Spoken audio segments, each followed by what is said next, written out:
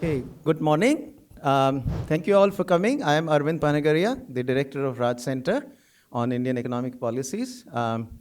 This conference is a one-day conference on India, the next decade. We are really living in rather exciting times from the point of view of India.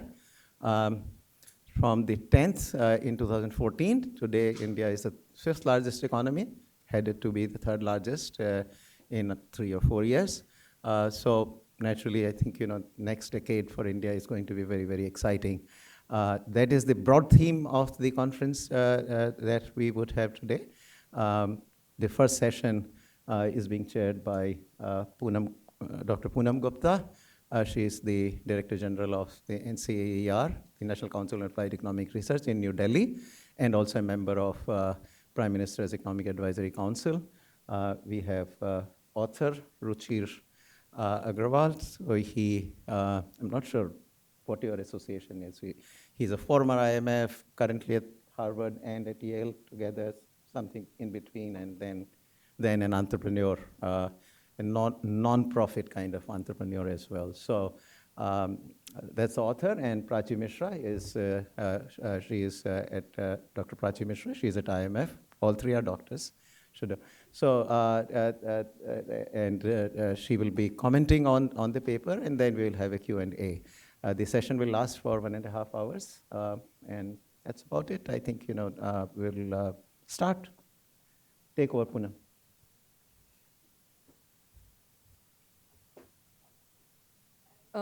Very warm welcome to you all. And many thanks to Professor Panagaria for organizing this conference. They are always such a treat to attend and to contribute to. As Professor Panagaria said, our first session is on a very interesting topic, India's growth story, why UP and Bihar matter.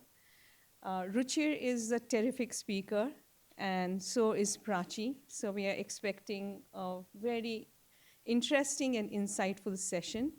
My role would be mostly of that of a timekeeper. So to that extent, Ruchir will take about 40 minutes to present his stuff. And Prachi gets 15 to 20 minutes to comment on Ruchir's presentation. And then we'll open up for interactions. I'm not calling it Q&A. I'm calling it interactions because I think many of you have interesting things to say and to add to Ruchir's presentation. So we'll take it from there. Ruchir, all yours. I guess I need a mic here.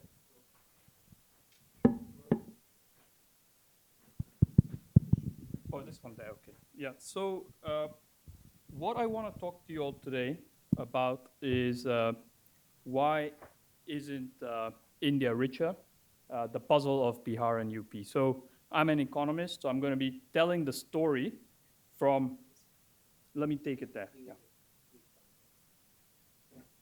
No, put that there. Little okay, farther. For recording. Oh, yes.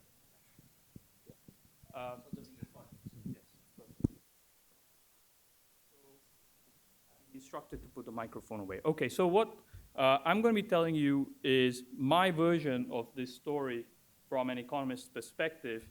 And this is, while this has taken me years to put together the data to tell the story, it is still preliminary. It's the first time I'm putting this together. So I want this to be a conversation starter, as Poonam has said, as a way to bring more insights. Already some people have come to me and said, I'm from Bihar, I'm from UP, I want to know more and add to this story. And that's what the goal of this exercise is. Now, why do I focus on the two states, Bihar and UP? How many of you here know Bihar and UP as states? Okay, so roughly 65% of you, so that's good. And so I'm going to be telling a story where the story of India's growth is fundamentally linked to these two states.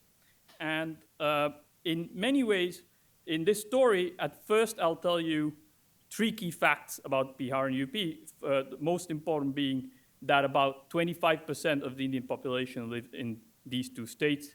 And I will also then pose 3 puzzles. These will be the paradox of plenty, the reversal of fortunes, and the failure of convergence. They'll make more sense as we go along. And then I will very briefly delve into what possible explanations could be explored to answer these puzzles, and then end with some policy implications. So that's kind of what the goal for the next 40 minutes or so is. And let me just dive into the story before going further. But just want to say something also, because I'm not definitely the first person to think about these questions. There's a long line of people who've been thinking and writing about these issues. And so my contribution here is to bring together some novel data at the state level, at the district level, and also doing a lot of geomapping and kind of understanding how the boundaries of India, subdivisions and administrative boundaries have changed over time. So that's been a massive amount of work. And I want to encourage, there are a lot of young scholars here, PhD students. There is a kind of a joy in spending your nights or weekends doing that data work and kind of getting familiar with the subject. And so I've enjoyed that very much. And so I want to just emphasize that. And then, there is a long line of thinkers thinking about why India has performed economically the way it has. And there's Ramesh Chandra Dutt in the early 1900s, Professor Gadgil, and others. And this paper is kind of coming in that long line of work to focus on the role of Bihar and UP in this broader story, okay? Also, there's a broader work in the economic literature called what the economists call, or macroeconomists call, the growth convergence. And so this work is also contributing to that literature. I'm just rushing over this, not because I don't want to emphasize the value, but I'm cognizant of the time. But I can talk about more of this other work in the discussion as needed. Now, let me dive right into the story, okay? There are three key facts I want you to keep in mind as we unfold the story. The first is 1 in 4 people in India live in Bihar and UP. So Bihar and UP, Uttar Pradesh, are the states on the top right there, northern part of India, and their population today estimated to be about 360 million people, which is almost as much as the US and Canada combined, yeah? And so if you think about, from a global perspective, 1 in 25 people in the world live in those two states, so about 4% of the world population. And they also have among the highest density in the world, and this is just a small map for those who can see it. Let me make this easier. So here is a population density map, and effectively, you see in the northern part is where you also have some of the highest densities in the world. If there were countries, they would be ranking in the top 10 or 20 for sure. The second fact I want you to keep in mind is the incomes in these two states are roughly 4 to 5 times lower than some of the peer states, like Haryana, Karnataka, Telangana. And here what I've done is I've basically, is it possible, Prachi, to perhaps maybe move towards the side so people can see? Yeah, thank you very much. So what you see here, what I've done for you is I've created a income map where I've just normalized the income for Bihar and Uttar Pradesh, and their income is roughly, in last year was roughly 65,000 rupees, which is close to $750. That was the annual income. That's about 100 times lower than the income in the US. And at the same time, it's about 4 to 5 times lower in some of the peer states, like the blue states you see, Haryana, Telangana, Karnataka. It's interesting, and I'll show you later, that historically, both these states were also the richest in India. So they are now the poorest. And so why that is happening. The third fact I want you to look at is they are also among the least urbanized population centers in the world. Okay, on the left here, behind Prachi, is the relationship between urbanization and income. Urbanization economists look at often because that is a measure of somehow it's correlated with income historically, and Bihar, for instance, has urbanization rate as of the last census of about 11.3%. Uttar Pradesh just above 20%. And here what I did is I compared that to countries of the world, and effectively you see again on the corner here, that's Bihar and Uttar Pradesh, and what you'll see is again, they are among the lowest urbanized places in the world. So that's the third fact I want you to remember. Now, with those facts in mind, the three facts are 25% of the population live in these two states. They have 4 to 5 times lower incomes than the peer states, some of the peer states, and they are also among the least urbanized places in the world. Now, with that backdrop, let me go into 3 puzzles. And I would say this paper's contribution is largely in posing these puzzles to invite others to work on this topic, which I believe to be one of the most important questions on India and for the world. The first is what I call the paradox of plenty. Now, here is a map. Let me start. What is the paradox of plenty?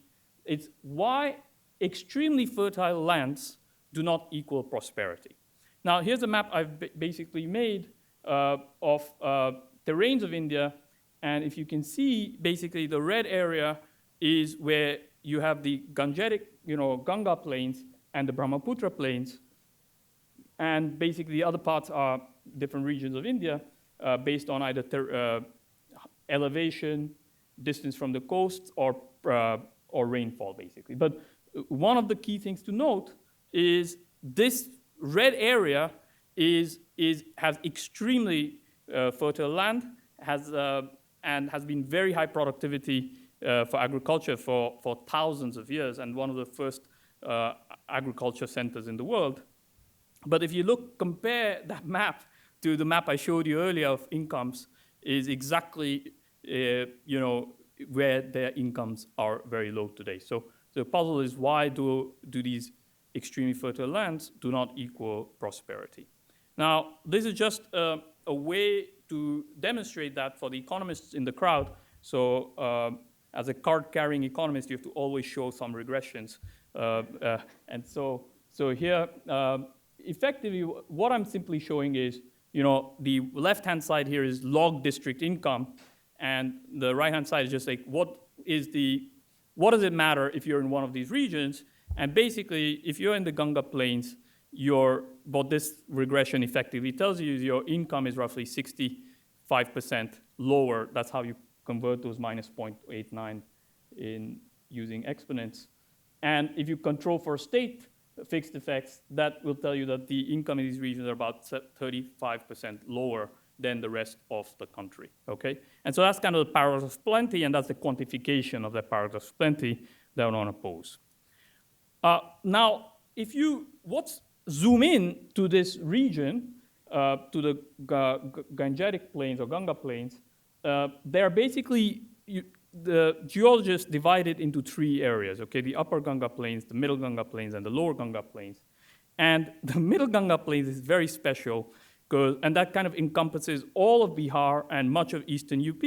It's uniformly flat and is particularly fertile alluvial soil with abundant water. So here is basically something that took me months of work to put together, is what I believe is one of the first, if not the first, attempt to put a state-level income map of India, district-level income map of India.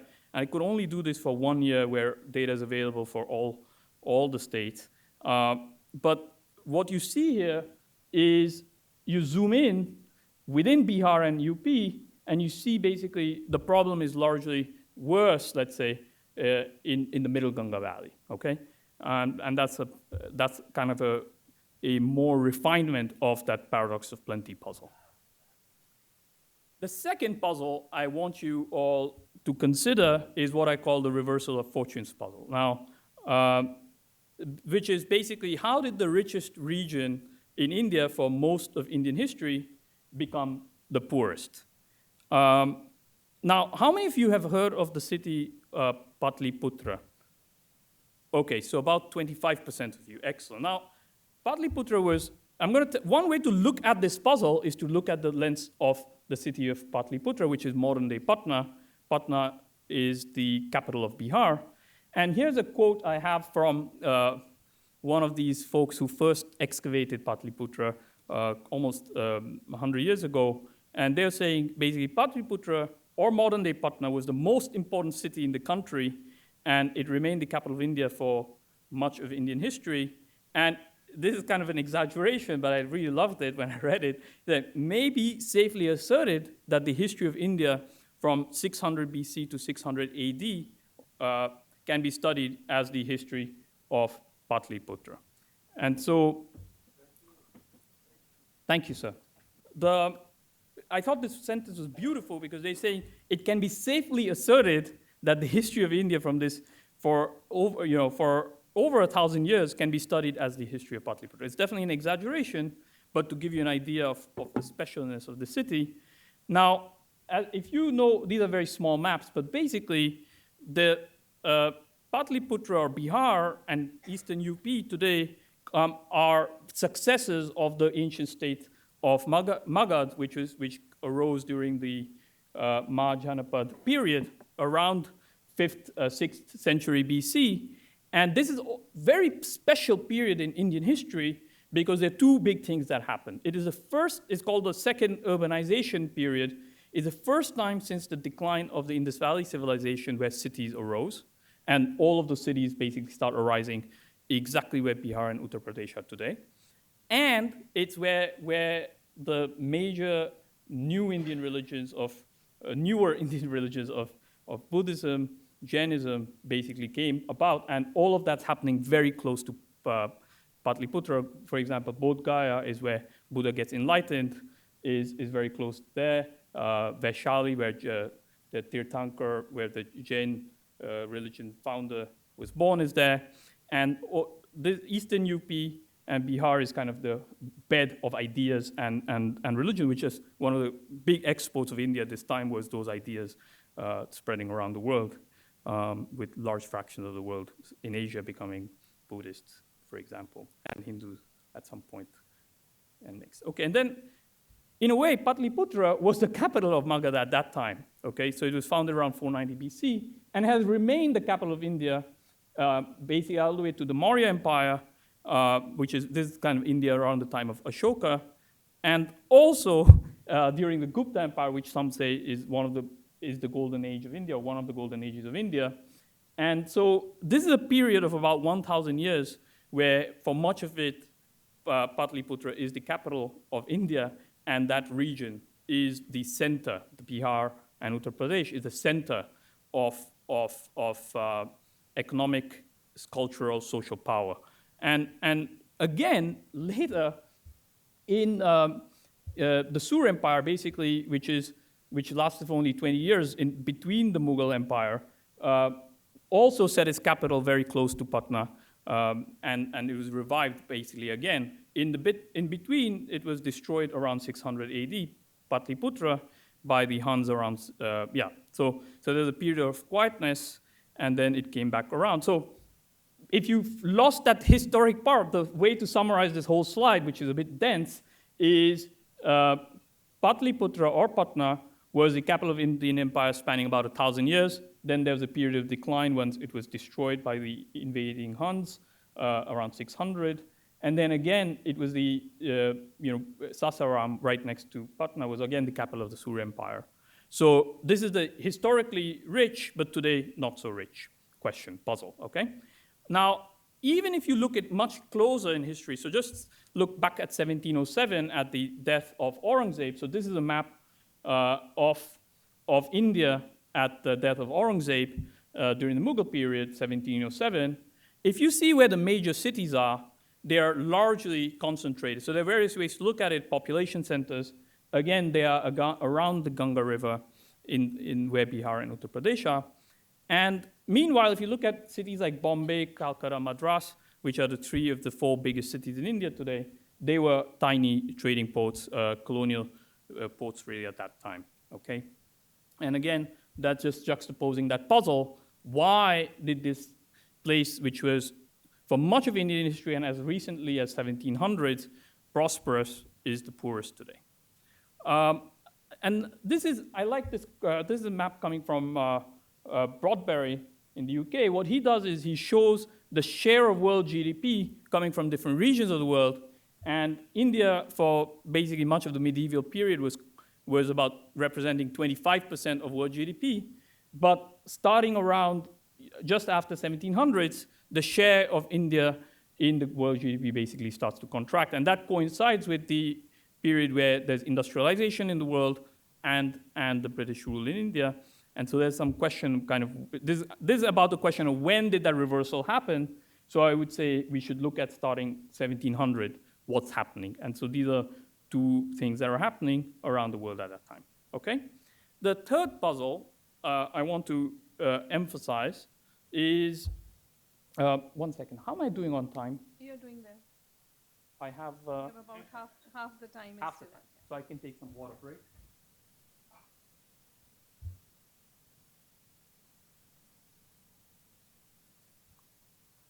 So where are we in the story? I've told you about 3 facts. I've told you about 2 puzzles, the paradox of plenty and the reversal of fortunes. And now I'm going to go a bit zoom in a bit more in the recent history, say what's happened in the last 50, 60 years. And I'm going to tell this story from the perspective of what macroeconomists talk about is convergence, okay? Now, to state that puzzle is why have Bihar and UP not converged with richer states defying classic economic growth theory, okay? Now, if you allow me to put just some equations for a couple minutes, this will help us think through this puzzle from a bit of a quantitative perspective, okay? Now, much of economists' time have been spent studying this one question of growth, which is basically economic theory would suggest, or growth theory would suggest, that over a long period of time, your initial income should not matter. Poorer countries should converge to richer countries.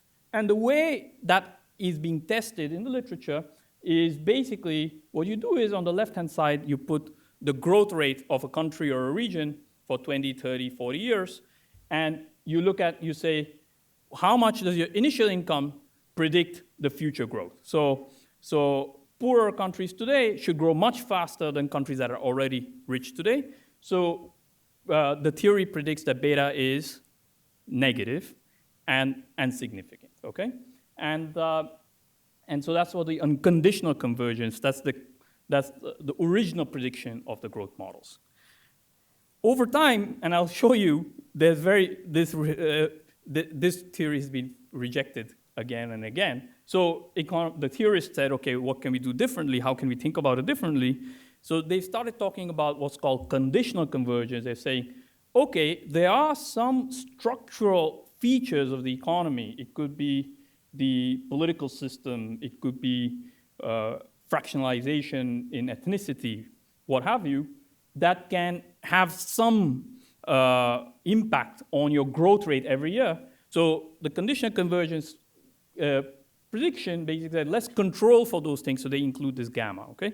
And they say, if you control for these things, we should see the classic growth theory still hold. Okay, so this is an attempt by theorists to feel that their math is telling the truth, they just need to look at it differently. A version of that is what's called the club convergence, which is basically saying there are actually these clubs. There are some kind of high growth clubs, low growth clubs, and once you figure out what those clubs are, and you account for that, so that's alpha club, basically everyone gets a different average growth rate, the classic theory should hold, your initial income should predict future growth, okay? So key fact, people basically spent many years of the dissertation and their life kind of estimating beta and telling the story of beta. That was like much of 90s and 2000s, okay? Now, in practice, so this is a new paper, like relatively new paper by Johnson and Papageorgiou. Papageorgiou is at the IMF, in the Journal of Economic Literature. There is strong failure of the unconditional convergence story, right? So how you see this, so let me walk you through this graph. On the x-axis, you have income per capita, so the income in these countries, each dot is a country, in 1960. On the y-axis is your income growth for the next 50 years, 1960 to 2010. And the classic growth theory would predict something like just one line and all countries, distributed around that line. But in practice, there's a failure of unconditional convergence.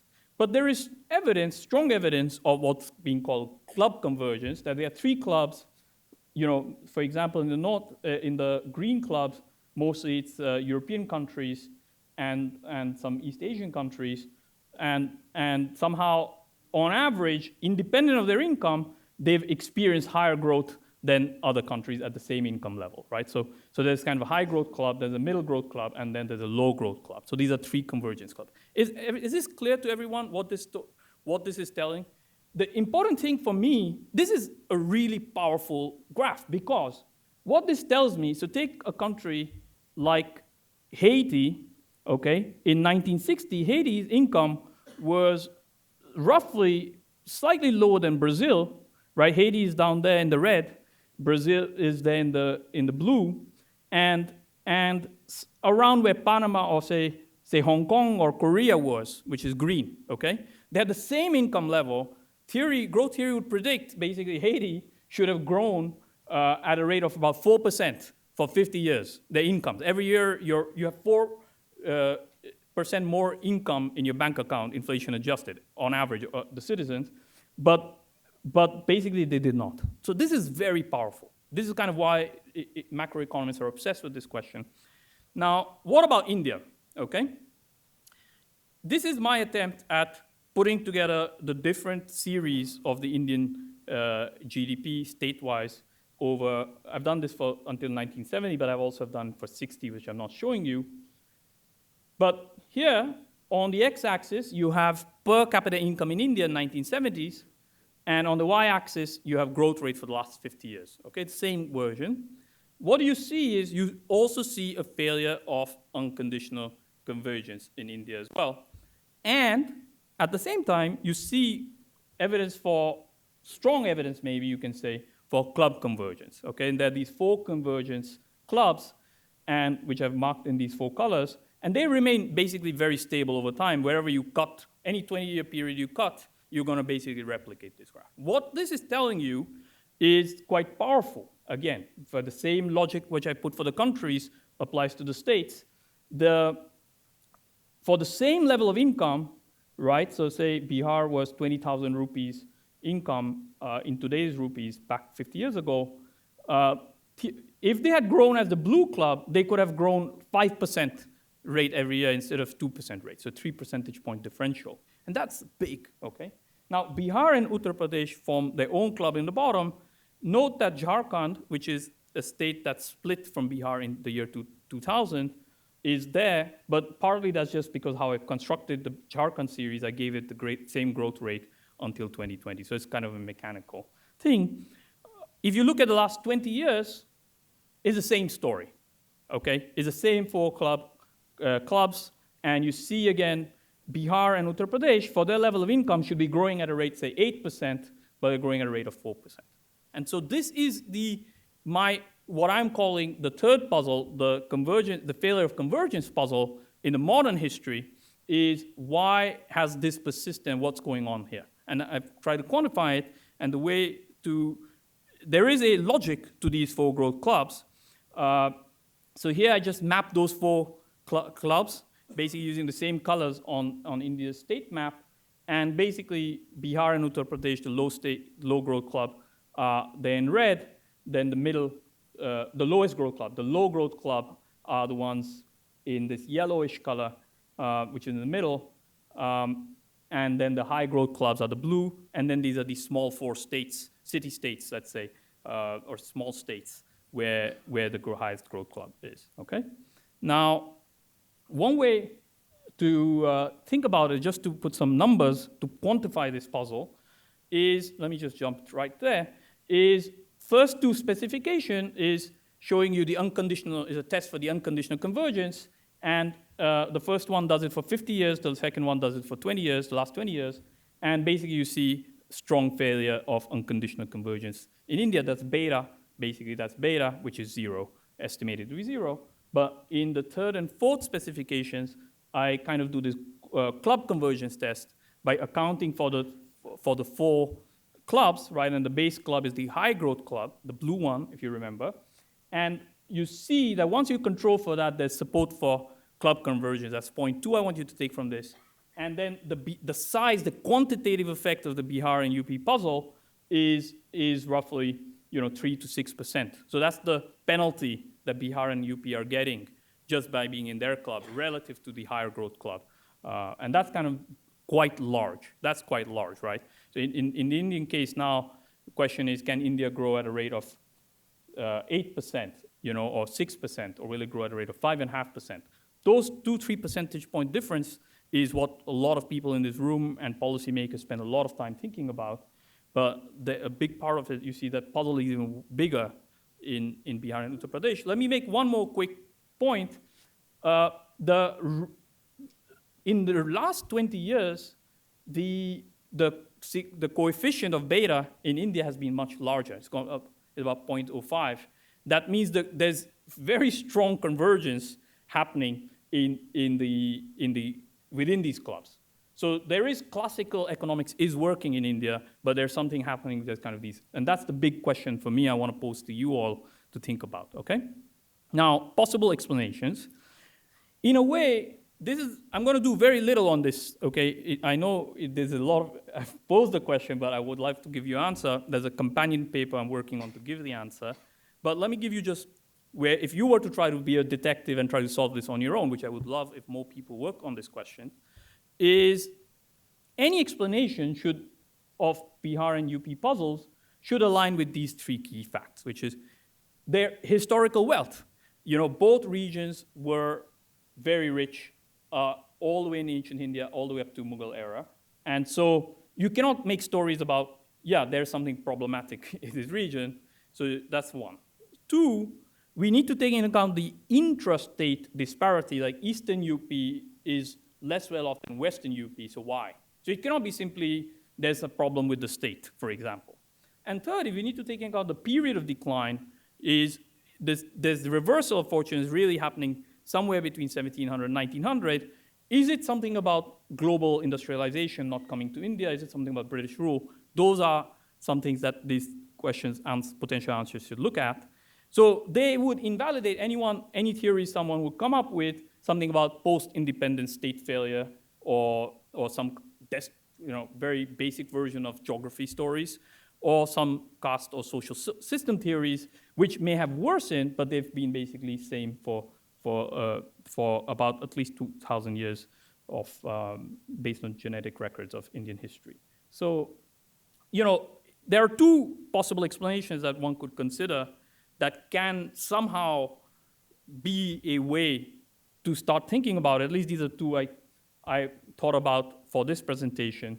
One is there some kind of agricultural resource curse that, in a way, because these regions are so fertile, and it kind of it prevents industrialization. There's a theory from Matsuyama back in '92 who says it depends really on terms of trade.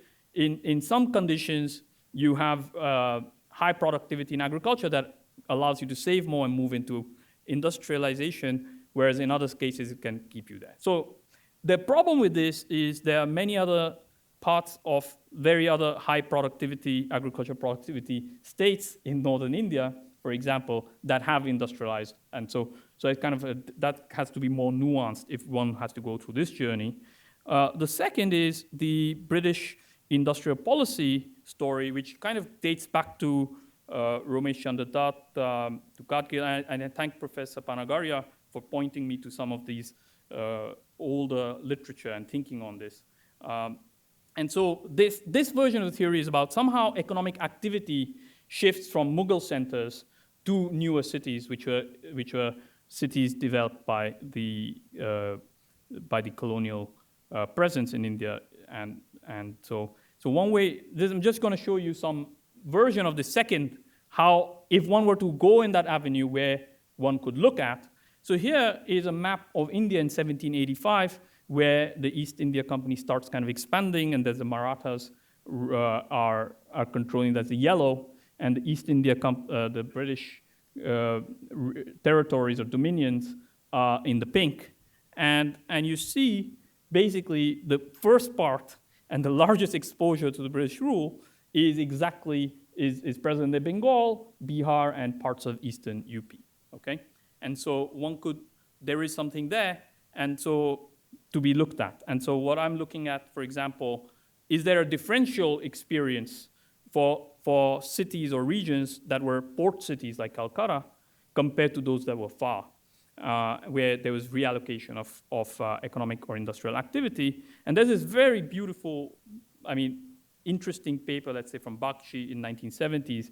He collected this data from two censuses, manufacturing censuses in Bihar, of what percentage of these cities, these are each line represents a city, what percentage of the population were part of industrial activity.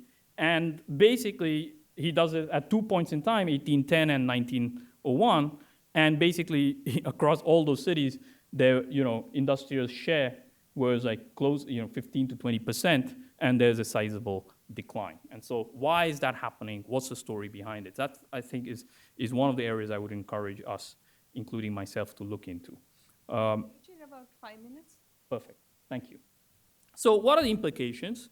Okay, one way to think about this is, I just did this very simple counterfactual growth exercise.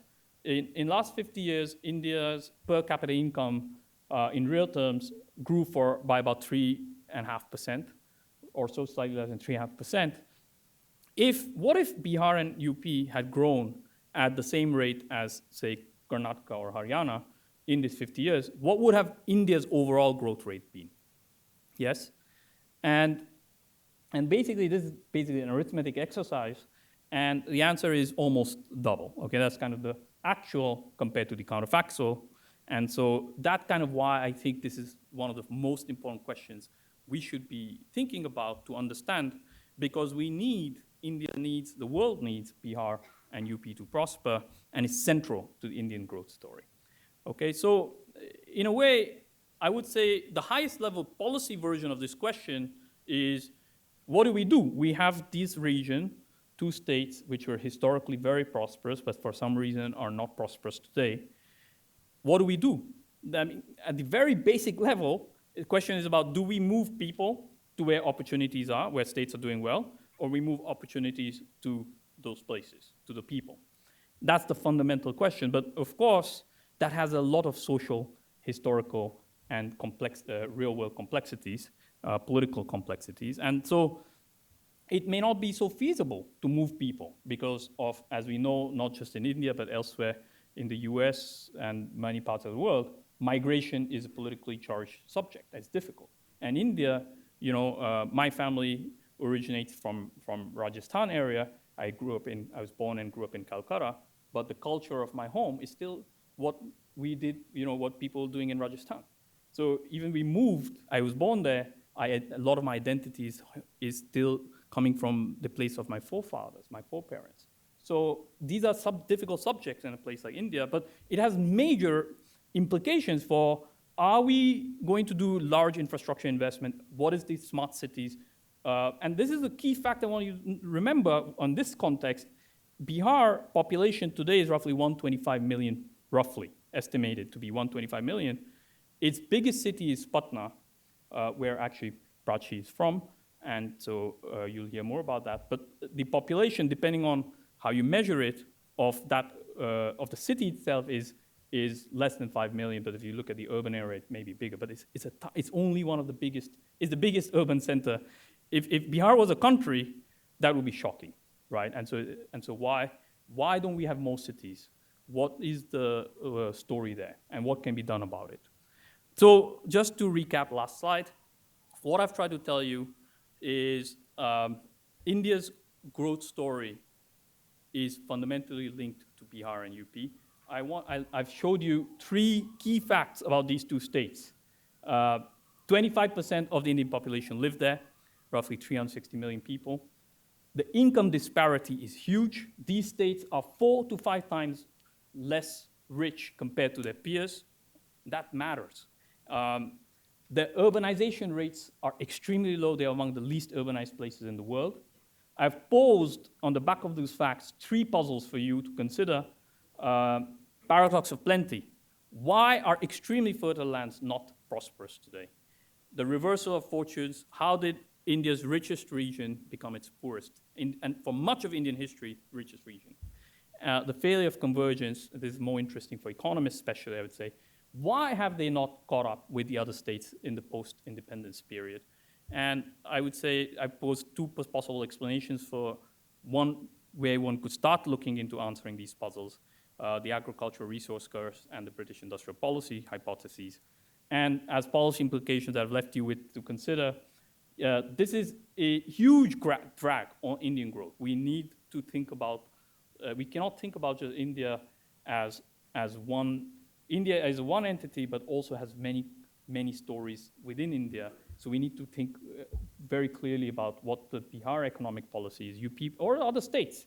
And in this context, I think the broader puzzle with all these growth clubs is not just the Bihar and UP puzzle, but what's happening to the other states, which I didn't get a chance to talk about. And I've left you with a question on, policy question on people to, should we move people to opportunities or opportunities to people? Okay, many thanks for your time. I will pass it over. Thank you very much, Professor Panagaria, for inviting me. It's a pleasure to be back. I spent 5 years, many years of my life, many hours in this building and on campus. So it's really a pleasure and privilege. And thank you, Ruchir. Of course, as Ruchir mentioned, this topic is close to my heart because I grew up in Patna, and I still have. My family lives in Patna, and I'm very deeply connected. So it's a pleasure, and thank you very much, Ruchir. I have to start with the usual disclaimer. So I think Ruchir did a terrific job presenting, but let me start by summarizing what the paper does. I think the paper starts by documenting stylized facts on the importance of Bihar and Uttar Pradesh.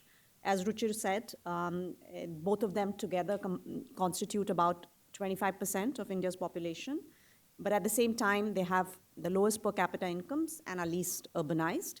And he does a nice counterfactual where he shows that between 1970 to 2022, if Bihar and UP were to grow like Karnataka and Haryana, India's per capita income growth would actually be double. And then he moves on to raising what I think are 3 important questions. First is what he calls the plenty paradox. Why do these 2 states remain poor despite having the most fertile lands? And I think Ruchir showed some interesting maps on the fertility of land in these 2 states. Second, what he calls the reversal of fortunes. So why did they turn from being the richest historically to poorest now? And third, what he calls the failure of convergence. Why haven't they really caught up? And just elaborating a bit more on his findings, I think on the paradox of plenty, for those of you who are economists in the audience, he does a simple regression where he has district income on the left-hand side, and he has a couple of indicators of what kind of area or what kind of the district has, and he finds whether it's arid, whether it's gangetic, whether it's plains, etc. And he finds that if you're an area with a gangetic plain, that is negatively, the coefficient on that is negative and statistically significant, meaning that gangetic plains were negatively associated with district income high. If you were a gangetic plain, you're more likely to have lower income at the district level relative to others. And then I think he has some nice charts where he shows, if you look at, in particular, if you dig into these middle Ganga plains, Bihar and Eastern UP were particularly poor and are particularly poor. And on reversal, on his second stylized fact is on reversal of fortunes. If you go back, really, I think till the 18th century, Bihar and UP were actually major economic centers. And then the decline began somewhere around 1705, as Ruchir said.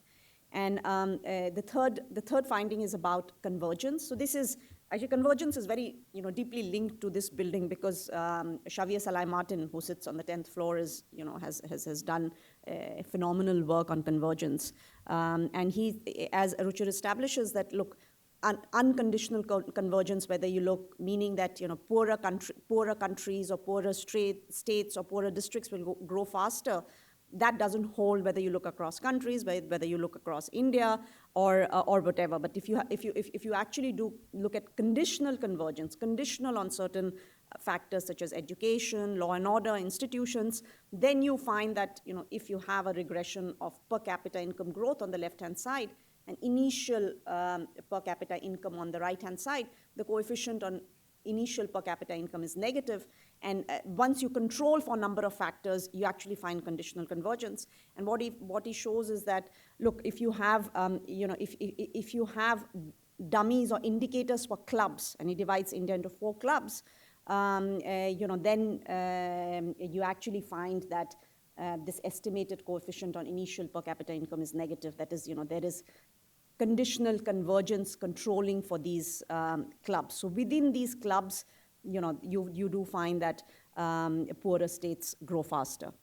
And then, finally, he draws some policy implications. That is, think about whether, you move people to opportunity or opportunity to people.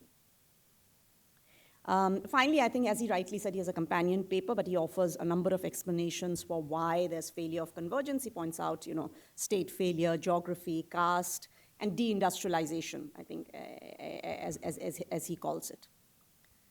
So let me start. My first comment is on the contribution. When I was going through, and I think I don't have a paper, so apologies, Ruchir, if I missed anything. So if I think about the contribution of this study, I think about, how should I think about it? Is it an econometric study, or is it really a case study of these 2 states?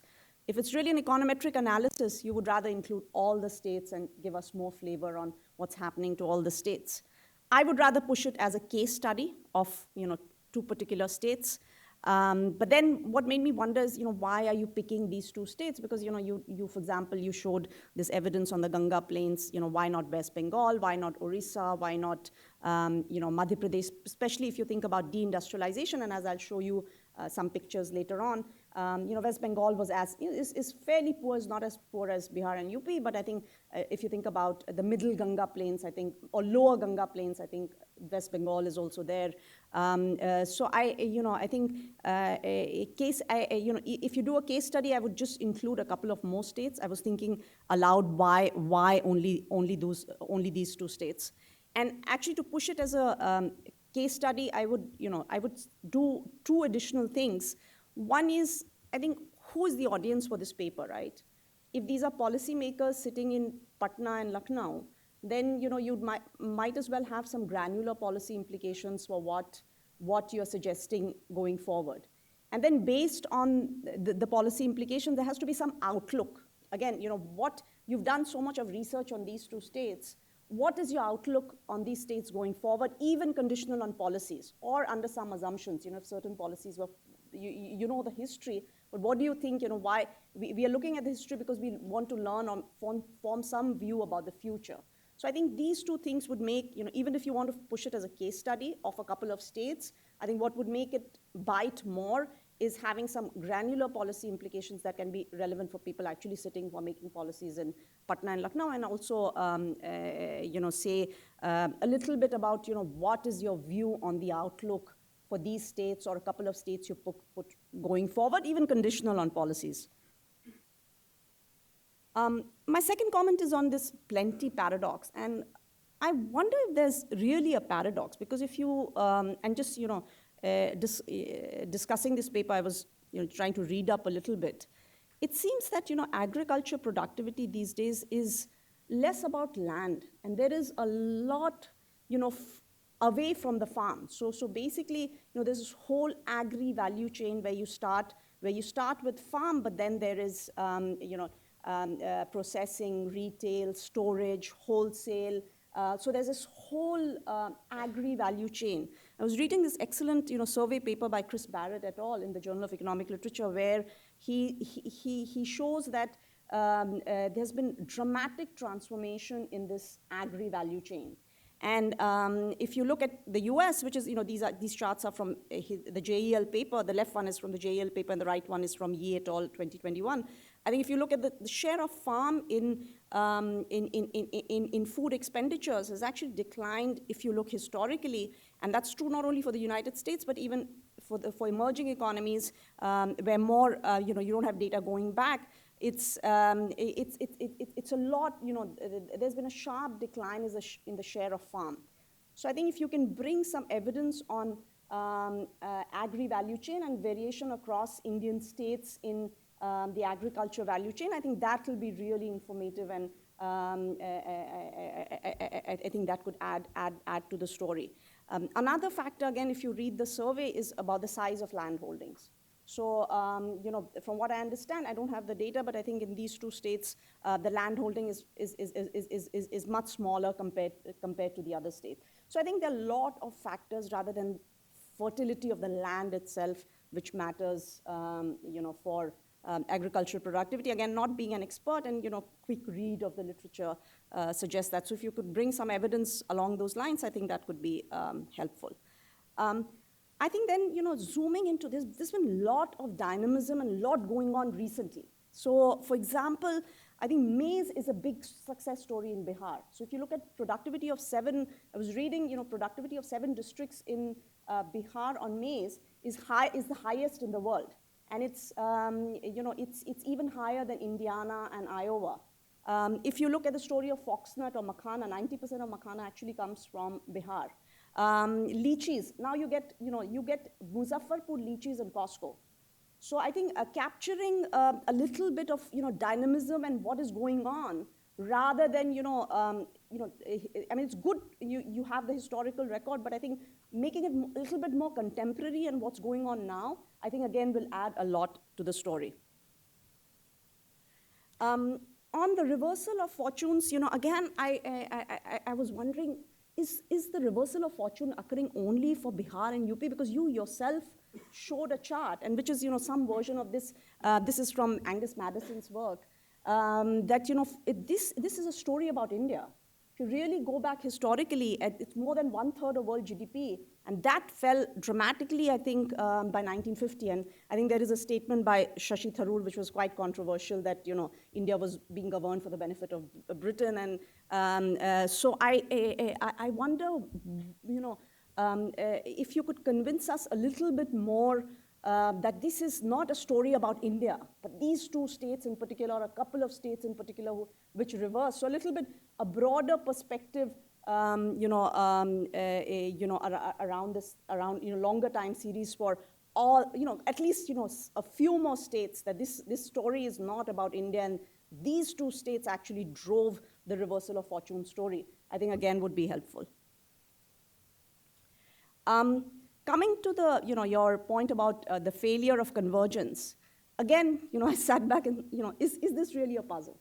And I think if you ask me, again, living in the city and growing up there, I think if you ask me, deindustrialization or lack of manufacturing in particular seems to be the most biting reason for me, reason that comes to mind. And then again, I think when you talk about deindustrialization, I think it's important to distinguish between manufacturing and construction, because there's a lot going on in construction. So this is, again, this is more recent data. I think you can go back in history and see how this has evolved. If you look at, Bihar in particular, the growth rate in construction is like, more than double the growth rate in manufacturing. And the share of construction in GDP has gone up even in the decade of 2000s from 6% to 14%. And there is a lot going on in construction. And manufacturing and construction are both clubbed as industry. So how do the two differ, and what is the history of construction going back, I think would also be interesting to see. Coming to manufacturing, I think, the decline of manufacturing probably cannot be complete. Any discussion of the decline of manufacturing cannot be complete without discussion of the freight equalization policy. So for those of you, I think this policy, basically freight equalization policy, basically what it did was, the goal of this policy was to have even development across states. And the movement of iron, steel, etc., from the resource-rich to the resource-poor states was subsidized. And this has been widely argued to be one of the factors for the decline in manufacturing in some of these states. And this is, again, there's a paper by Firth and Liu 2018, which I came across. And as you can see on the left-hand side, you can see that manufacturing in these, eastern states, declined or grew at a flatter path relative to the non-eastern states. And on the right-hand side, you can see just for Bihar and West Bengal, the share of engineering-intensive industries and vis-a-vis the other industry. And you see that a big decline in iron and steel using manufacturing compared to other industry. And again, this brings to the point, a lot of these factors were also were common in West Bengal as well. So I don't see, excluding West Bengal from the study. I have to add, again, it's not in the slide, but again, another factor for the decline of manufacturing, especially in Bihar, which was very important, was security. Law and order, security, police. So if you can, people did not want to locate, factories in Bihar because they were afraid of being kidnapped or. So again, bringing some perspective, adding some perspective on how crime and security has evolved historically in some of these states, I think would be interesting too. Next, I think when I think about these states, and particularly Bihar, I think there cannot be a discussion, the discussion cannot be complete without bringing in services. So again, phenomenal growth in services. I think if you look at, again, this is more data, more recent data, services growth in Bihar touched around 14-15% in the decade of 2000s and early 2013-14. If you look at share of services in the state's gross domestic product, again, if you look at Bihar, increased from like 55 to 60-65%. There's a recent paper also by, I think this is a paper in Econometrica by Fan et al., where they document that developing countries more generally have undergone structural transformation from agriculture to services, whereas industrial, the growth of industry has been more limited. And for India in particular, they show a massive increase in productivity in the non-tradable services like retail, transport, real estate, and they show that that's a contributing factor to rise in living standards in these states. So again, bringing in some perspective on services is very important to get a complete picture and make it, make the study more contemporary. Yeah, I'm done. So I think two quick points. I think you focus a lot on income per capita. I think it'd be good to distinguish between GDP, the numerator, and the denominator, which is population, because population growth in these states is much higher. Population density is much higher than in India on average, and and some of the other states. Again, beyond GDP, and this is some work I did for the 15th Finance Commission, where we looked at more composite indicator of development rather than just income, and incorporating all these indicators. And there you see, so on the left-hand side is basically a composite indicator of underdevelopment.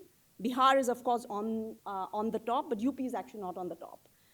Also, these two states have had a very sharp decline in this index of underdevelopment over time. So, bringing a bigger perspective than just income per capita could also be useful. So let me, I think, conclude. I would push these as case studies and probably bring in a couple of more states if it's possible. Reading just the slides again without whether these are really paradoxes, I'm not very sure. Has the reversal of fortune really, is it only for Bihar and Orissa or for the other states as well? I think when you talk about deindustrialization, I think you have to distinguish between manufacturing and construction. The decline of manufacturing, any discussion of decline of manufacturing, I think should include discussion of this freight equalization policy and other factors like security, law and order. Again, services has to be a part of the discussion because a lot is going on in services. And maybe think about a little bit about the role of income versus population, numerator versus denominator, and if we can go beyond GDP. But thank you very much. It was great to discuss the paper.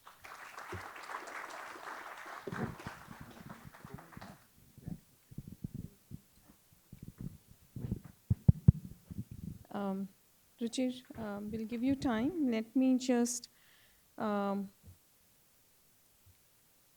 a few comments of my own. Ruchir, won't take more than 2 minutes. Then you respond, and we have to give enough time to the audience. So both the presentation and the discussants' comments were great. Ruchir, on some of the things I may end up repeating Prachi. I'll try not to.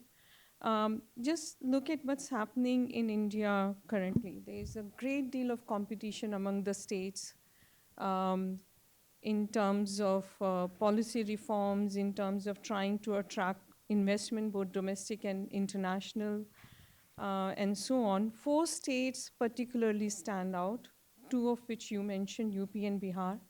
2 others are Orissa and MP. All 4 states have had a great deal of political stability and policy stability. Each one has been trying to grow faster than before, but your data shows that they are stuck in some kind of a club convergence issue. So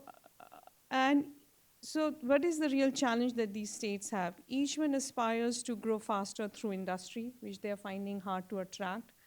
They are doing better than before in agriculture. Orissa is doing better than before in mining.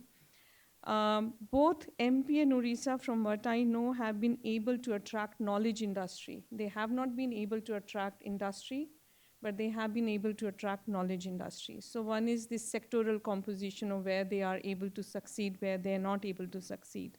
So just, what are your views on that? Moving from agriculture, moving up within agriculture, which MP has done well, but also moving to what in terms of trying to accelerate their growth rates. A second point is on policy. When you say moving opportunities to the states or moving people out of the states, each one has 2 different dimensions of these. One, who will decide whether people move? These are individual decisions. So what is the role of policy making in that? The role of policy making is more if you're trying to move opportunities to the states, which means you are trying to move resources to the states, perhaps. And then there is a big north-south divide. Who will agree that these states are subsidized more? And again, on policy making side, is it the central government or the state government who would decide what? A whole lot of policy space actually lies with the center.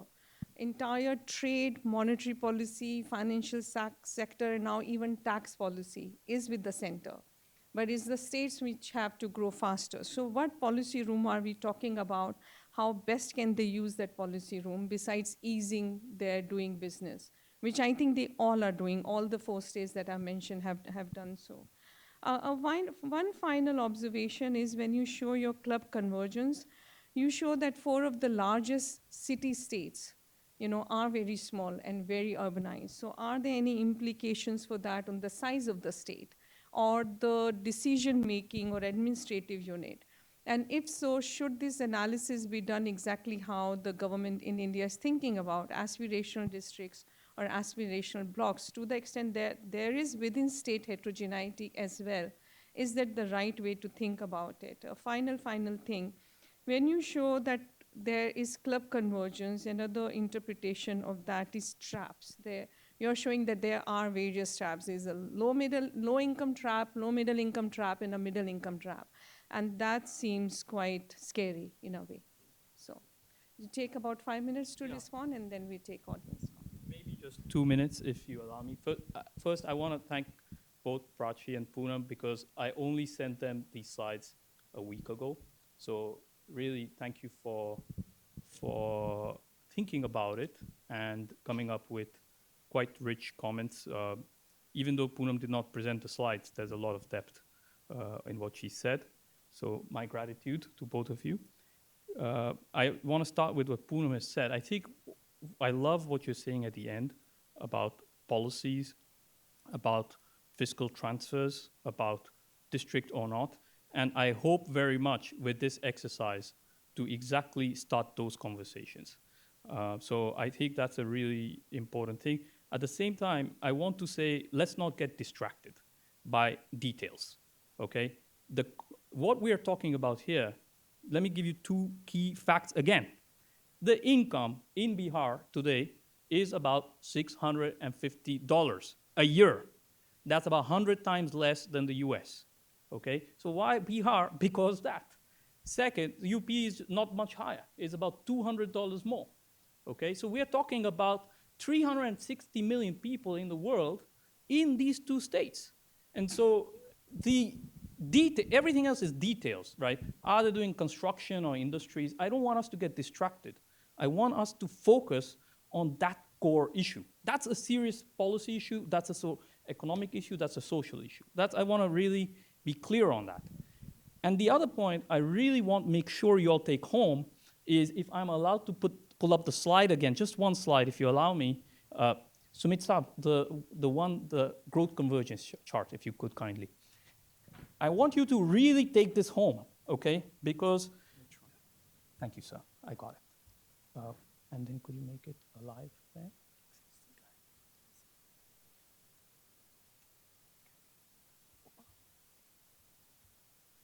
Can you choose this? Yeah. Yes. So I just want to show you this slide. All the things that, there is a lot of dynamism, yes, happening in Bihar and Uttar Pradesh, which are the two red dots here, in the last 20 years, okay? There's a lot of dynamism happening there. But we should not get distracted by just seeing high growth rates, because counterfactually, they should be growing actually double. So yes, they are growing, but that's not really what's relevant. They're not growing fast enough. And that's why Bihar and Uttar Pradesh, West Bengal is already, almost twice as rich. Let's not get distracted. So that's why I want to put a focus on this. So this is not just a case study, in my view, if you allow me. I can put a lot of econometric data. I can put 20 tables. But I wanted to make this point today that this is core for understanding the Indian growth story. We should not be focusing on the decomposition so far on what's happening in construction and services. Maybe yes, if that's where the answer leads us. But I don't know for you. For me, once I started looking at this, it's impossible to not look at it. And so as I see it, there is something, yes, all the other growth clubs matter, but we should start by looking at what's happening in these two states. And this is where a lot of culture of India was born, and of the world, shared heritage. This is where it was prosperous for, as I've shown you, for several thousand years. Why are they not prosperous today? That's what I want to emphasize. Thank you. Let's open up for both questions and comments. Please try to be pointed and let us know whether it's an observation or a question. Yes, starting.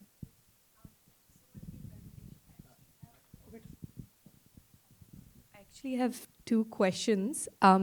Firstly, you mentioned that the post-independence state failure is an invalid possible explanation for the slow growth of Bihar. However, do you believe that the political regime that was in place in Bihar, particularly in the early and mid-1990s, possibly would have exacerbated the slow growth or even reversed some of the progress that was made? And secondly, you mentioned when you were showing us the graphs and comparing the two dates, we saw that Jharkhand actually left the slow growth club. So would you have any insight as to what did Jharkhand do right that it actually left the club? Your name? Sharvani. Sharvani. Can you please raise your hand so that I can see how many? There's two here, Vikram and...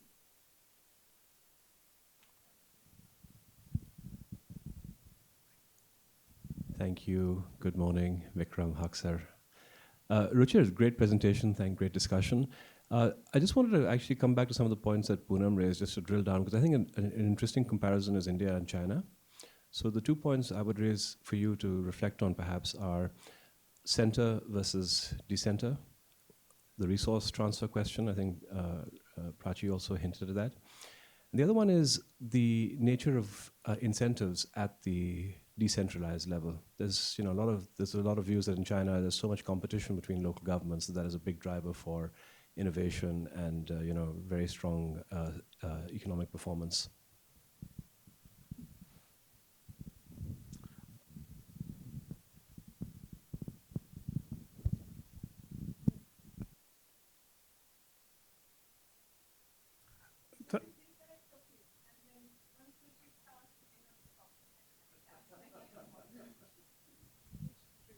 Thank you.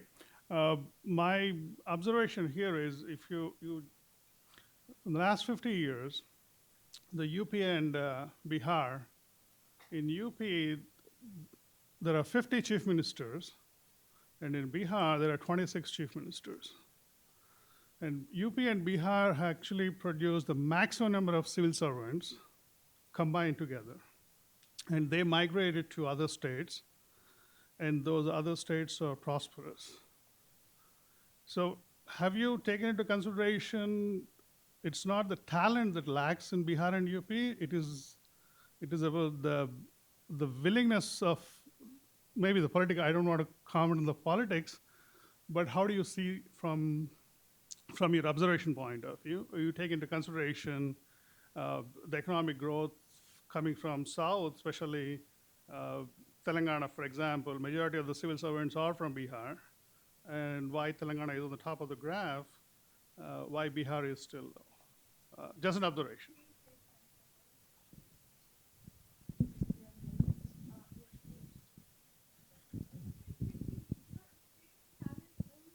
The bureaucracy, which is. Thank you. I think this has been a fascinating discussion and certainly highlighted things that I wasn't thinking of before. But as I compare what's going on here to just the corporate world, it'd be very interesting to see the best-in-class states in India and compare it to factors like, I think part of what Naga was also talking about is leadership, right? Leadership, obviously there's policy, et cetera. And how do education, just the modernization, innovation, how do those factors in some of the best-in-class states compare to Bihar and Orissa and sort of do a comparative? I mean, I don't have any answers. I was just sort of wondering what that might look like.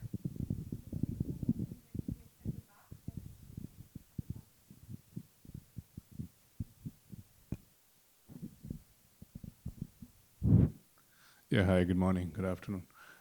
My name is Shiva Ganapati. I'm interested in macro as a practitioner. First of all, thank you so very much to Ruchir and Prachi for sharing your thoughts with us.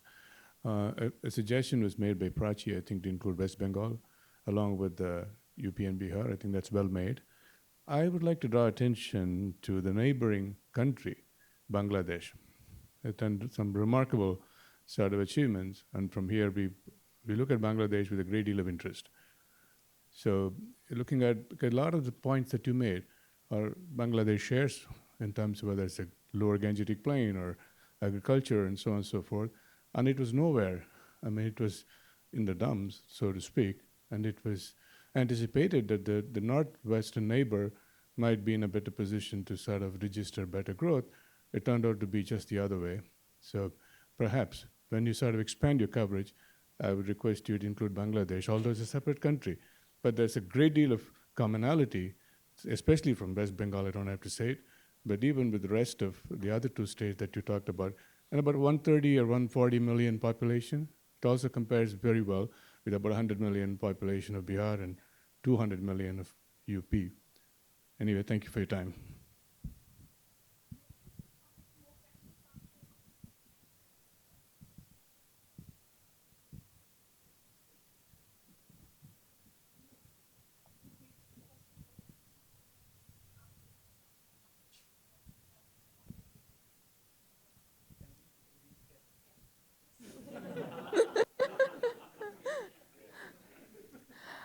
Hello, thank you for the presentation. I'm Zainab. So I have one question and one observation. So my My observation is that when you were showing us the spatial map of India, and made you made a distinction between the prosperous states, which were blue, and the other states, which were, I think, red and yellow. I noticed that the states that were red and yellow were landlocked, and the ones that were blue had access to the coastal areas. So maybe that could be a factor in their economic growth. And the second thing is, as Ms. Poonam mentioned, is that the security reasons. So I work in the IT industry, and I'm studying over there, and I have a lot of friends and colleagues who also work there. And whenever they get an opportunity from Bihar and UP, and even if the pay is really good, even if the job is really good, a lot of them would not prefer to work there at all because of the security reasons. 3 minutes. So Ms. Shavani's question was, in a way, what's really interesting, what Ms. Zara, Ms. Shavani, what's your name, sir? Mr. Nag said, in a way, a lot of the things are about things going bad after independence, especially in the state of Bihar and maybe in UP. And in a way, there's a lot written about it. And I wonder how much of that is an exacerbation of things already being bad.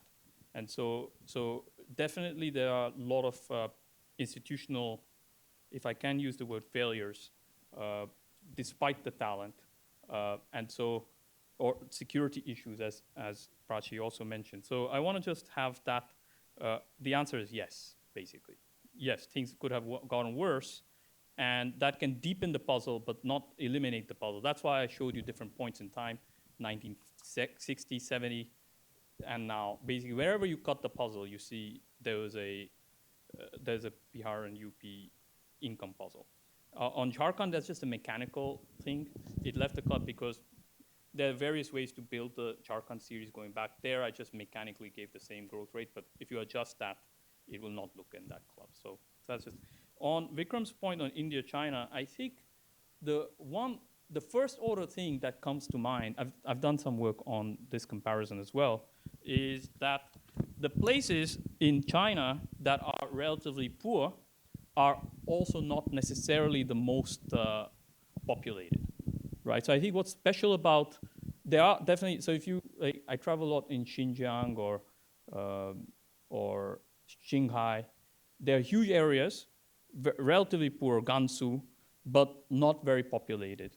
And so I think what's really special, okay, there are some regions that are relatively poor in China and higher population, but not as much as in the special case of India with Bihar and Uttar Pradesh, where 25% of the country are living in these two states and they are 4 to 5 times poorer. I think that's the uniqueness which makes this a especially interesting puzzle for us to consider from that global perspective. On Bihar and talent, I think I'm collecting some data on, for example, at the pin code level, where IIT top scores are coming from, exactly as Mr. Nag's saying, there is huge amount of talent, and that just deepens the puzzle more, right? That just is additional, more than fertility, there's talent endowment, and why are we not benefiting from that? So very much agree. On the corporate world, I think there I would, I do work on finance, and I can say a lot in financial markets and corporate markets, like corporate finance issues. I don't have much to add, sorry, on your question, beyond saying, I wonder if the answer can simply be change of leadership without changing something more structurally. This is something that is with us for 200 years, this relative lack of prosperity. And I believe that it requires a much more fundamental social, and which makes it really hard from a policy perspective. It's not simply just giving money or fiscal transfers. It requires a deeper examination of the social structure or the economic structure, why urbanization is so low, tier 2, tier 3 cities. Like, how can we get more of them for people to move from villages to an apartment? And I think that's kind of the big question there. On Mr. Shiva's point, I love your suggestion, sir. Bangladesh, I think that's fascinating. So I love Bangladesh. as well. And I grew up in Calcutta, so I really wish to do what Prachi may call a case study, but I may call a paper on that comparison. It would be a dream to do that, so I thank you for putting that on my plate to do. And Ms. Zareb's point on landlocked, I think that's kind of, I really like that you all are adding ideas on how to explain the puzzle. That's kind of you're making the case to Professor Panagaria to invite me next year for a companion paper where I will be examining some of those answers to the solution. Maybe, Prachi, you want to add something? Or? I just have to say one thing. Poonam, the people on the live stream aren't able to hear you, so if you can turn on the microphone. They could hear him, right? Yes. What mattered. So we'll. But the live stream, people on the live stream. So we'll take one more round of questions. There were 3 hands that were raised earlier. Are there more? Okay, Professor Panagaria, 1. You were there. 4. So Professor Panagaria, you go first, and then we can go in this order. So just 2 comments, really not question.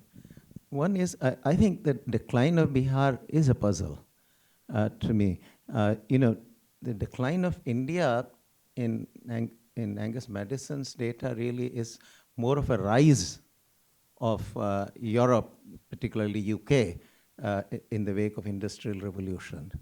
So prior to that, the history of Bihar is just unbelievably rich. I mean, one period that Ruchir left out was the period when Nalanda flourished. I mean, that whole period, actually Nalanda begins where you had ended under Gupta. Actually, 500 AD is roughly, or CE is roughly when Nalanda rises, and for 800 years, actually, that turns out to be the prime institution around the world, really. And I mean, I could go on. Nalanda, in that period is still. So there is a whole continuity of, so within India, this is the most prosperous region. And within India, how does this become the least prosperous region? Quite apart from the Indian kind of share in the GDP globally, which I think to a very considerable degree is to be attributed to the rise of Industrial Revolution, which India, of course, missed out on. So there is a puzzle, that one. The others, I think, you can argue about. The other point I want to make, and this is really my, never-ending optimism, that look, leadership really remains extremely important, and within Bihar itself, you have the example when the leadership really took matters seriously. That was almost a whole decade of Nitish Kumar, 2002 to 12 roughly, or 2003 to 12, certainly in 8 years, certainly, perhaps 10. I'll tell you, actually, around 2012, I had headed a study, and the study we called, which came out as a book from Oxford University Press here in New York, was Making Miracles in Indian States. Bihar was one of the 3 states we studied. So we studied Bihar, Andhra Pradesh, and Gujarat. Because Bihar was really rising, actually growth rate in the preceding decade, ending around at 2012, in Bihar, had exceeded India's average growth rate, which itself was quite high. So it's almost a 10% growth rate during that period. It almost looked like, there is going to be convergence. Odisha also grew, another very poor state also grew very rapidly. So I think leadership matters, and Odisha is again the same story. Because you got, Patnaik doing a fantastic job, providing great stability, and it's been growing for 20 years at a rate of about 7% a year. So I think good leadership can make a big difference. Hi, thanks for your time. My question's more on a practical side from business. As we think about the next 10 years, which is sort of the hallmark of discussion, and we talk about these 2 regions, which companies specifically do you think are leading the charge in India to invest in these 2 areas that you feel like are front and center of not only this opportunity, but this potential great shift?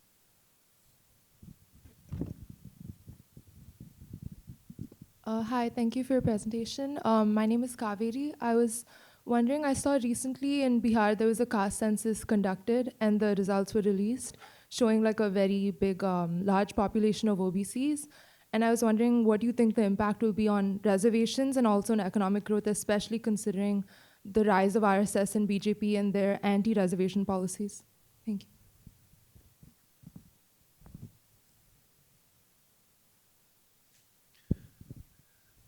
So first of all, Ruchir, thanks for your presentation. I think your focus on an important descriptive is really, really, motivating. I have just two quick observations. The first thing is, as a practical matter, if you, separated Western UP, like you said, from Eastern UP, would it be part of a different club? Because that might help us focus on Eastern UP as a geographic area. The second thing I was thinking, and I think Prachi mentioned this, we didn't talk about fertility and whether female literacy could be a mechanism explaining this. So just, I know you want to focus on the big picture, not the mechanisms, but, I think collectively fertility and female literacy should be studied. Yeah, one question was over there. Yeah. Thank you for the time. I just had a quick question that might help. Is English a part of the problem here? Is it possible that cities like Hyderabad, Bangalore, Chennai, Mumbai had very large English-speaking populations to start with, and investments in English continuously has helped IT companies, back office kind of spur that initial economic growth story in these cities that has just allowed growth to further expand in the country? And UP and Bihar may not have had that advantage. And is it possible to build that today, maybe? No, Prachi, will you take any time at all? No, depending on that, we'll attract one or two last questions. Okay, then Prachi, just wait. Any one last question? Okay, yes. So my question is to Dr. Prachi. Especially manufacturing versus construction in Bihar, how much of that construction was actually road construction? Because Nitish Kumar's government had a lot of investment on road construction, and then did it should have translated into manufacturing and industrialization? It did not. And second observation on how does the paper actually influence the policy makers? I think like that perennial story of Jamban telling Hanuman, I think sometimes you need to tell policymakers that you come from a rich legacy and history so that they can maybe build on that and create.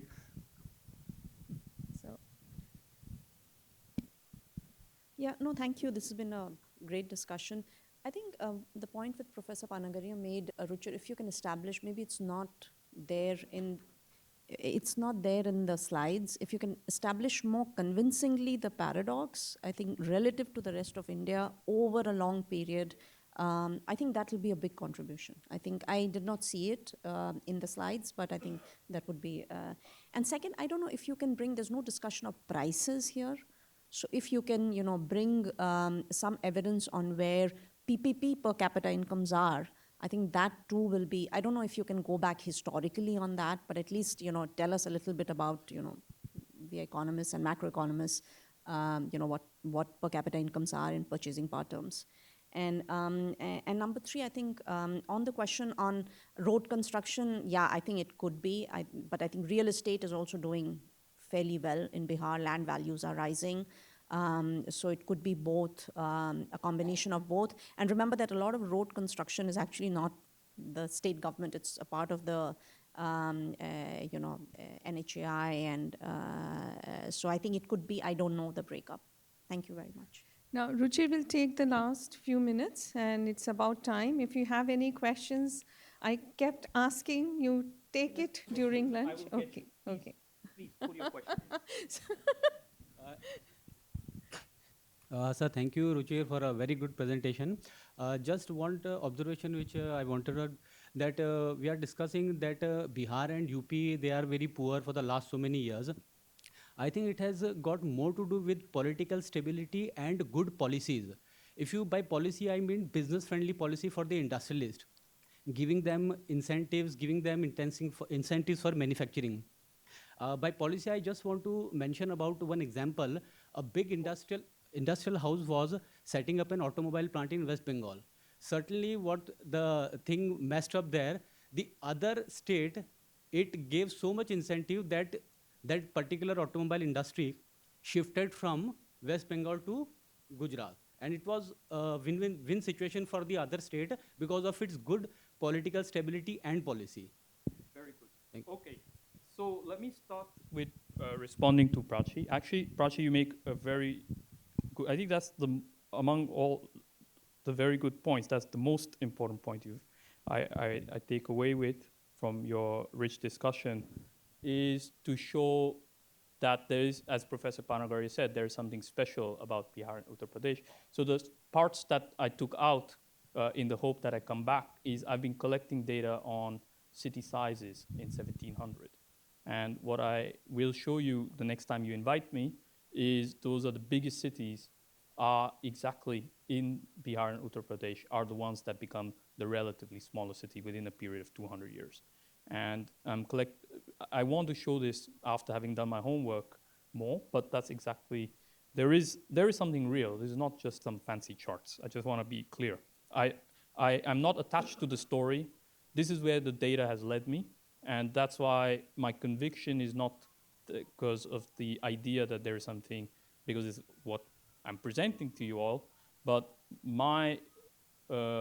with my detached perspective, that's where I see is the biggest story, which I want to spend the next few years of my life, at least in the economic realm, studying. So I just want to emphasize that. And as Professor Panagaria also just, as you said, I think that's the key. There is so much richness.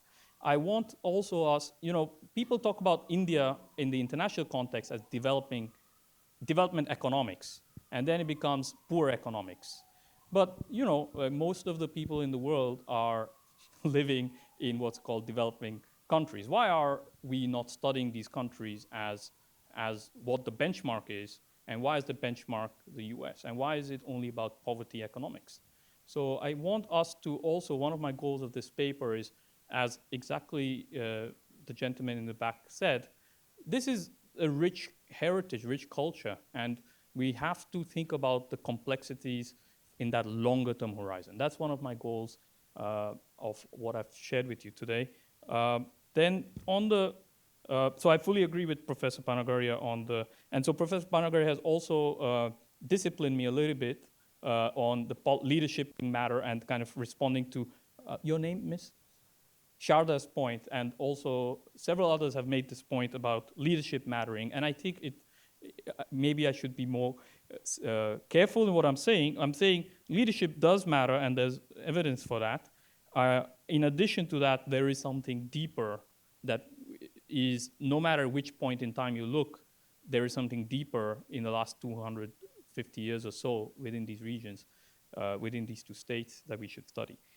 Then on business, I think perhaps I'll just let others to speak about, but basically my answer is none, because if there were enough, then we should have much higher growth. But that's not a really serious answer, so it's not something I can opine on, but maybe others, more business-minded folks, maybe Sharda can inform you on the businesses inform me. On Kaveri's point on the cost census, actually I have another paper that I've been working on where I look at I've collected the 800 million records from the electoral records, so I know the surname distribution of Indians, and the result, which I've not published yet, but basically I find there are about 1 billion Indians, based on the surname alone, you can predict have near zero chance of being part of any knowledge production activities, patenting, publishing, cricket, etc. So there's a big group of folks that are missing, and that could have to do with identity, socioeconomic identity. And so that is definitely part of the story. I don't know yet how that interacts with this story. I have to reflect more to answer that, but there's something to look at. And then my friend Prithviraj in the back makes a beautiful point about Western UP versus Eastern UP. Suppose you divide India further. So part of what this goal, I've not shown you the work, but the thing that my eyes, I lost some power in my eyes because it took several months to map all the different districts of India over 250 years into kind of, because the borders shift. And so I'm trying to do the same exercise I've shown you at the district level.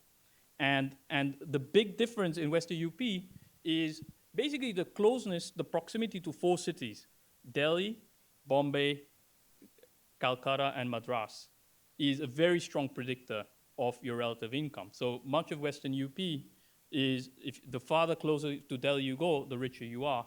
And one thing to note, 3 of these 4 cities were really British cities, or Portuguese cities, and becoming British cities in the case of Madras. And Delhi became the British capital in 1911, when they moved from Calcutta to Delhi. So I think there is something there to look at. And so, but the bottom line of that exercise is the story I've shared with you is still very consistent with that granular analysis. And I'm also doing something on the pin code level I can tell you about later. Then on English, I think the people who think English matters are the people who are not educated enough yet, in the sense that the more educated you become, you realize that, you know, like language is just, there are multiple languages. So they're basically, in this case, I was not speaking very well, you know, English when I was younger. I speak better now because I have better economic opportunities in this language. If I'd moved to Italy, I'd be speaking where my wife is from. I was speaking Italian, you know, so that is quite, changes quite fast. And then on last question was on, I guess I've answered everything, right? And so, and this gentleman on the leadership mattering, I think that's I've already said that could be a case. So final words, really thank you for your interest. What warms my heart is the incredible richness of comments we've received, and that was my goal, is to engage you all in this big puzzle, which I think is a central puzzle we should be thinking about in India. Thank you. Great, thank you very much. You were a great audience, so thanks for that, and thanks to Ruchir and Prachi.